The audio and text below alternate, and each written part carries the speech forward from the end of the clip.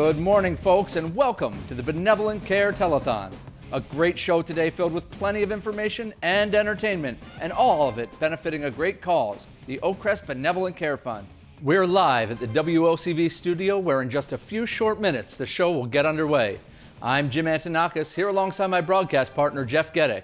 Jeff, what are your thoughts as we get ready for the 7th annual telethon? Jim, I'm really excited about today. For this TV studio, it's the whole enchilada. This is months and months of planning and prep work, and now they have to reap the harvest, and come what may, they'll have to face the music. That's some nice work with metaphors, Jeff. I think those were idioms. I really don't care.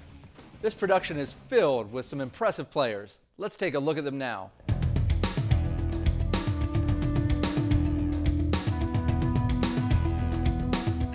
On the production side of things, we've got today's director, Josh Runkles. Jim, I love this guy. Josh is a veteran of this show with experience with all 7 years of the Benevolent Care Fund Telethon.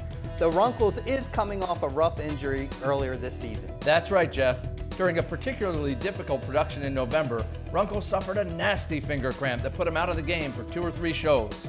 You can see here in the replay that Runkle goes to switch cameras, and boom, right there, the cramp takes hold. Ouch, that does look like a painful one. I haven't seen a directing injury that severe since the famed tap dance showcase incident of 2009. He was carted out of the studio a few short minutes later. You have to question if a finger cramp of that magnitude is going to make him a little more hesitant in his directing decisions today. Runkles won't be alone though. Backing him up as producer is another telethon vet, Chris Tatus. I love this guy. Tatus is bringing another 7 years of experience to this show, having at least 2 years of experience directing the program in 2011 and even during the inaugural telethon in 2009.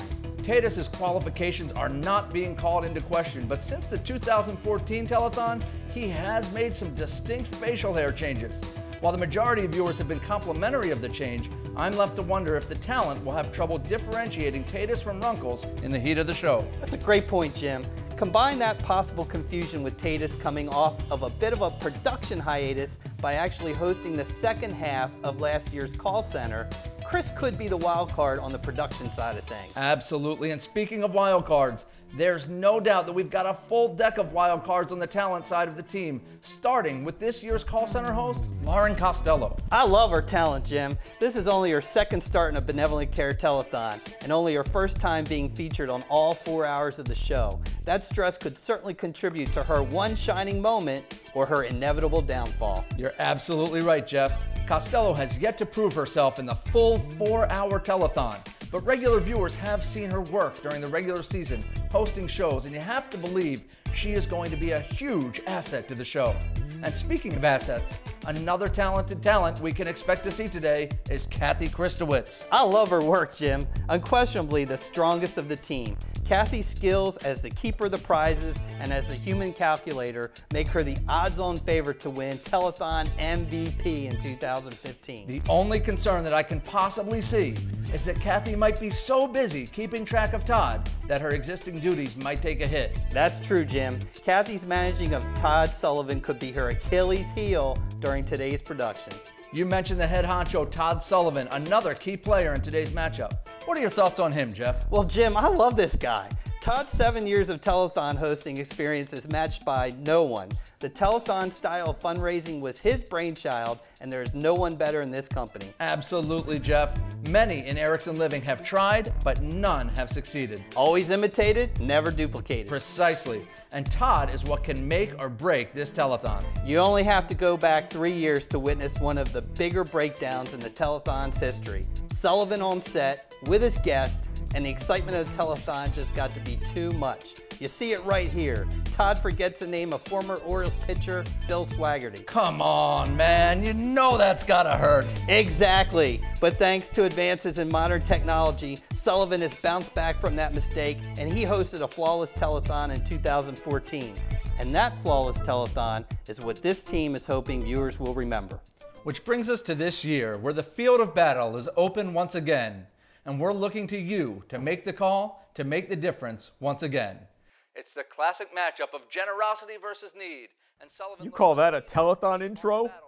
Losers. All losers. My wife Ivana could have done a better job, and I ditched her in '91. Oh, Donna, will you shut up? I'm trying to watch the TV and check my emails at the same time, and you're a lot of noise. Haven't the American people already read all of your emails, Hillary?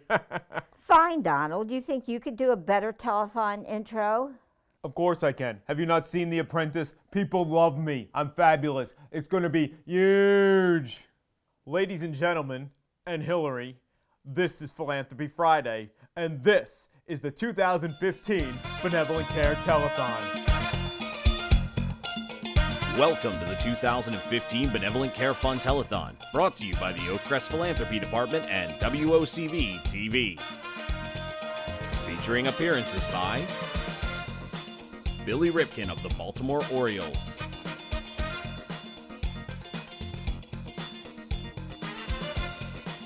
John Erickson, founder of Oak Crest Retirement Community and Erickson Living, Joe Harrington, General Manager of the Aberdeen Ironbirds.